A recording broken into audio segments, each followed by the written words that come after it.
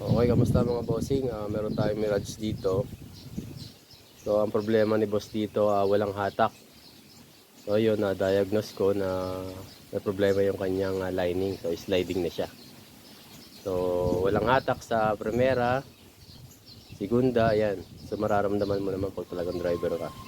Magdadrive ko ng clutch yun. Tapos, reverse, mahirap din. So, ito mga boss, nababa na natin yung ating transmission at makikita na natin dito mga bossing. So, ayan, oh.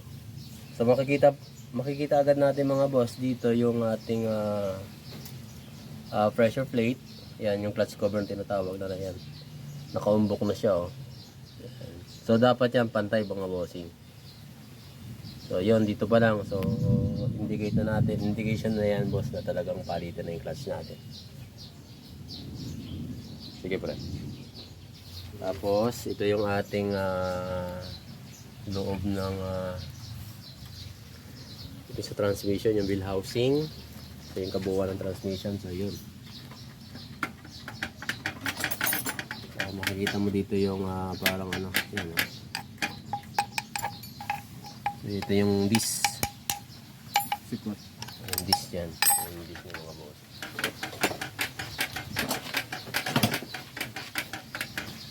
Dali. So yun mga bossing, nalinis muna tayo nito tapos palit yung ating yan, pressure plate. Bilis yan, yung lining natin kung makikita mo, kung mapapansin natin mga boss, yan talagang ano na, sagad na, kumbaga sulit na sulit to. Kita na yung rivet talagang tumatama na rin sa ano, pressure plate. Ayan, oh. Kita yung tama ng rivet dito. So yung rivet, yan. Basta yun yung nag-hold na sa ating lining. So yung rivet dito nakaano pa nakalubog pa eh. Yan.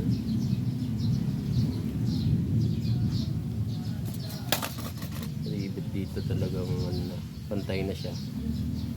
So yun yung dahilan ng kanyang sliding mga bossing. Ayan.